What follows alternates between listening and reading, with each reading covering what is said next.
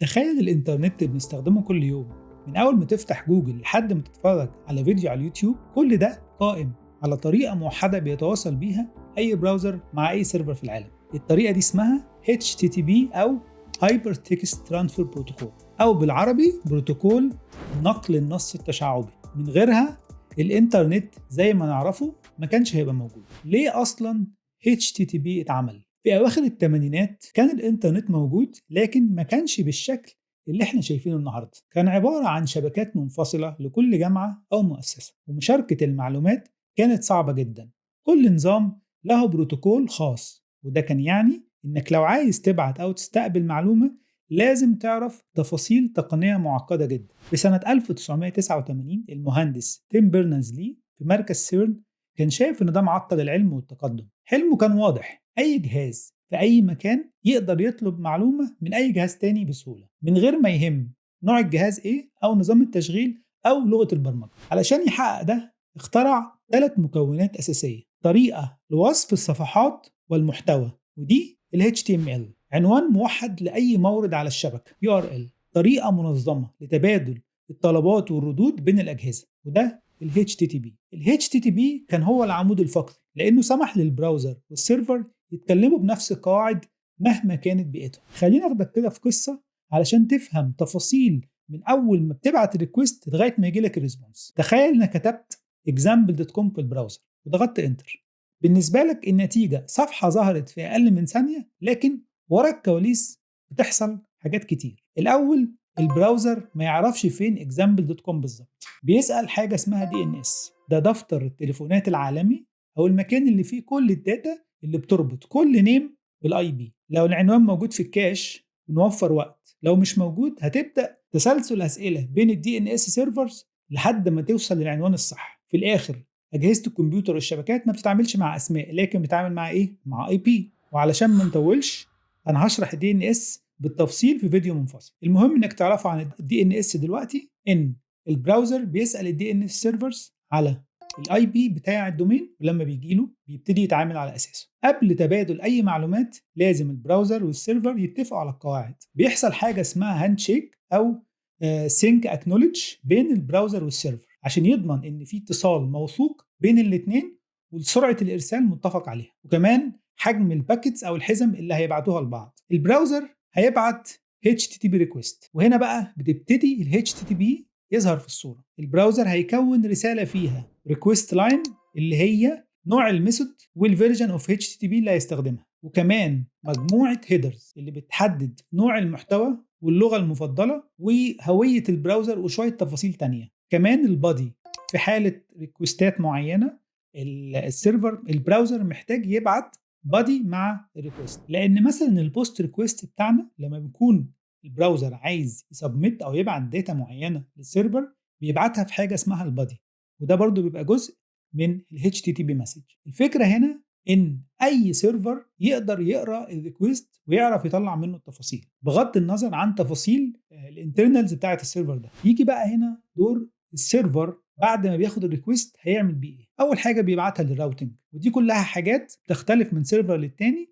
لكن هي بشكل عام بتبقى كالاتي: الراوتر بيحدد مين الكود المسؤول عن الريكوست اللي جاي له ده. لو مثلا احنا بنبعت URL معين /products غير لما نبعت /login، فهو بيشوف الانترنالز بتاعته الراوتنج وبيشوف هو هيوديه على انهي كود عشان يهندل الريكوست ده. ممكن كمان يبقى عندنا ويب سيرفر فوق التطبيق بتاعك، يعني مثلا اباتشي او انجن اكس، ده تبقى لاير فوق الدوت نت او النوت جي اس ابلكيشن اللي هيخدم الريكوست ده. اول ما الراوتر يودي الريكوست بتاعك للكود، الكود بقى بيبتدي يشتغل على التفاصيل دي، يشوف هيكلم داتابيز او في لوجيك محتاج ينفذه، وبعدين بناء عليه بيجهز الريسبونس، زي ان هو يعرض منتج او يجيب تفاصيل منتج، سعر، صور، او حتى يأكسبت او يريجكت اللوجن. بعد ما بيخلص اللوجيك ده كله وبيخلص التعامل سواء مع داتابيز او مع اي حاجه اكسترنال، السيرفر بيكون رساله اللي هي ال HTTP ريسبونس، برضو عباره عن الستاتس اللي هيرجع بيها للبراوزر، والفيرجن اوف HTTP اللي هو بيستخدمها، والهيدرز اللي ممكن يكون السيرفر عايز يرجعها للبراوزر، وكمان الريسبونس بقى الفعلي بتاعك اللي هو البادي بتاع الريسبونس. من هنا يكون ال HTTP request response خلص. البراوزر بياخد الريسبونس دوت ويعرضه، او على حسب الويب سايت مبني ازاي. ده اللي احنا عملناه ده كان في حاله الجيت ريكويست، او في حاله ان انا كتبت URL ومستني الريسبونس. لكن لو انا عايز اتكلم على سيناريو تاني، زي مثلا ان انا بعمل لوجن، وهنا ده بوست ريكويست، اليوزر هيكتب الايميل والباسورد ويضغط لوجن، وهنا البراوزر على حسب الامبلمنتيشن بتاع الويب سايت مكتوب ازاي، ولكن في الغالب البراوزر هيكون البوست ريكويست ويبعت حاجه اسمها HTTP بوست ريكويست، والداتا كلها هتكون فين؟ هتكون في البادي. السيرفر يوجه الطلب للكود المختص اللي هيتحقق من البيانات في قاعده البيانات،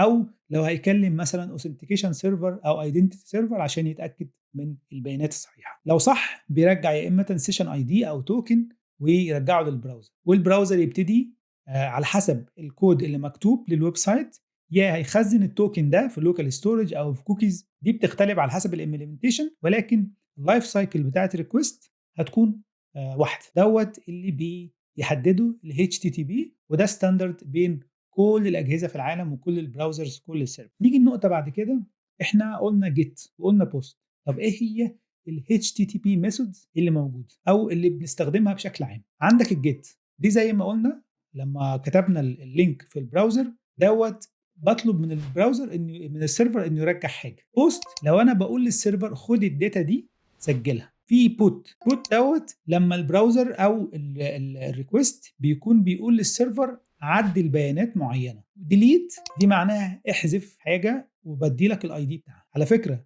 الميثودز دي بتختلف على حسب الامبلمنتيشن اللي مكتوب على السيرفر، ولكن دي ستاندردز عشان تساعد التعاون ما بين الفرونت اند والباك اند لما بييجوا يكتبوا لوجيك. عندك كمان حاجه مهمه جدا في ال HTTP وهي الستاتس كود. كل سيرفر بيرجع ريسبونس، وفي جوه الريسبونس ده بيقول الستاتس كود بتاعته هي ايه، يعني هل الريكوست بتاعك ده نجح ولا لا، ولو حصل مشاكل ايه هي، وهكذا. ده بيبقى شبه اتفاق كده بين كل الناس اللي بتستخدم ال HTTP عشان يسهل الكوميونيكيشن بين البراوزر والسيرفر. في شويه ستاندردز كود مشهوره قوي زي 200 ده معناه اوكي، 404 معناها ان الريسورس او المورد اللي انت بتدور عليه مش موجود على السيرفر. 500 معناه ان في مشكله حصلت، اكسبشن ضرب، ايرور، حاجه غلط على الكونفيجريشن، غلط على السيرفر. وفي مثلا 401 وفي 400. عندنا مجموعه كودز كتيره قوي اوت اوف سكوب وفي الفيديو ده، ولكن هي حاجات متفقين عليها علشان خاطر نستخدمها وتسهل دايما الكوميونيكيشن ما بين اي براوزر واي سيرفر. عندك بقى كمان الهيدرز دي مهمه جدا لانها فيها البيانات اللي هي مش البادي، ولكن مهمه جدا في تبادل المعلومات بين البراوزر والسيرفر. في حاجه اسمها كونتنت تايب، ده هيدر من الهيدرز، ده بيبين هل انا هستخدم بلين تكست ولا جيسون، نوع البيانات اللي هتبادل بين البراوزر والسيرفر ايه، يوزر ايجنت، وديت تحمل شويه معلومات عن البراوزر او عن الريكوستر هو اللي باعت الريكوست للسيرفر. عندك اوثرايزيشن اللي فيها مثلا التوكن، يوزر نيم وباسورد. عندك اكسبت ده انا كبراوزر او كأنا اللي باعت الريكوست بقول للسيرفر نوع الداتا اللي انا هقبلها لما ترجع لي. يبقى احنا كده اتكلمنا على الثلاث اجزاء الاساسيه في ال HTTP ريكوست، الميثود والهيدر والبادي. اخر نقطه حابب اتكلم عنها قبل ما نخلص الفيديو هي مشكله اساسيه في ال HTTP ليها علاقه بالسكيورتي. واحنا بنتكلم او بنغطي الاساسيات بتاعه ال HTTP اتكلمنا على ان البيانات اللي رايحه وجايه بتروح بشكل واضح نص. فانا لو كتبت يوزر نيم وباسورد في الريكوست بتاعي بيتبعت زي ما هو للسيرفر. مشكله بتيجي هنا لو في حد بيراقب الكوميونيكيشن او في اي سيستم بياخد لوجز او بيكابشر الداتا اللي رايحه بين البراوزر والسيرفر، هيشوف كل الداتا اللي رايحه بلين، يقدر يعرف اليوزر نيم والباسورد، يقدر يعرف تفاصيل كتير قوي لها علاقه برصيدك في البنك لو انت مثلا بتاكسس الانترنت بانكينج سيستم بتاعك. الحل للمشكله دي تكنولوجي تانية اسمها HTTPS، ودي بتستخدم انكريبشن او تشفير باستخدام بروتوكول اسمه SSL او TLS. ودوت مش في سياق الفيديو ده، انا هشرحه في فيديو منفصل، ولكن لازم تعرف ان ال HTTPS هو الستاندرد بروتوكول اللي بيستخدم دلوقتي في الانترنت علشان هو مور سكيور ذان ال HTTP. ولازم تتاكد وانت بتستخدم اي ابلكيشن او اي ويب سيرفر ان هو بيسبورت HTTPS عشان سلامه والسكيورتي بتاعه البيانات بتاعته. في نهايه الفيديو حابب اقول ان احنا في الفيديو ده غطينا اساسيات ال HTTP بشكل عام، وكمان شفنا رحلتين مختلفتين للريكوست ريسبونس بين البراوزر والسيرفر، زي ان احنا حطينا لينك في البراوزر واتكلمنا عن الستبس من اول ما الريكوست يخرج لغايه ما يرجع، وكمان اتكلمنا عن نوع تاني من الريكوست هو البوست ريكوست، وده بنستخدمه في حاله مثلا زي اللوجن. وغطينا الخطوات والاكواد والميثودز اللي في ال HTTP، وكمان اتكلمنا عن المشاكل الامنيه او السكيورتي كونسيرنز على ال HTTP. بس هنتكلم في فيديو تاني عن ال HTTPS،